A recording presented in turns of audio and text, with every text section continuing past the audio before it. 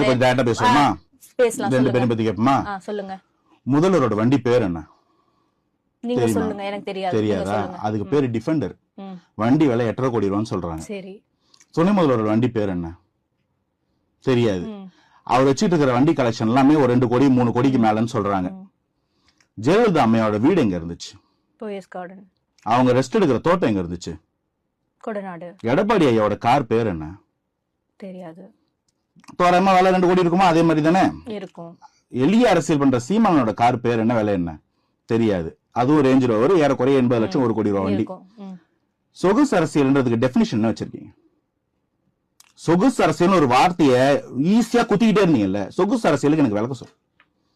போயஸ் கார்டன்ல வீடு, கொடநாட்டுல estate, ஆழ்வார்பேட்டையில senate of ரோட்ல வீடு. சரி, விஜய் சார் என்ன கார் வச்சிருக்காரு? சொந்த காசுல சம்பாதிச்ச காசு. உழைச்சு சம்பாதிச்ச காசு. அவர் எவனையும் திருடல. எந்த ஊழல் குற்றச்சாட்டும் அவர் பேர்ல இல்ல. அரசியல் நடத்துறன்னு திருநிதி திரட்டல. கட்சியில நிர்வாகிகளை தோக்கடிக்கிறதுக்காக வரங்க. நீங்க பண்ணாம கேள்வி கேட்டீங்களாங்க. இந்த மாதிரி உங்களுக்கு இவ்வளவு ஒரு வன்மம் இருக்கு இல்லையா? இந்த வன்மம் திருநாமலை இருக்கான்னு கேக்குறேன். அவர் ராஜ வாழ்க்கை வாழலங்க. ராஜ வாழ்க்கை வாழ அனைத்து வாய்ப்பும் இருந்தும் அதை விட்டுட்டு சேவை பண்ண வராரு. என்ன சேவை பண்ணாரு? இப்ப என்ன பண்ணிட்டு இருக்கிறாரு? பேர் சேவை. உங்களுக்கு தெரியும்.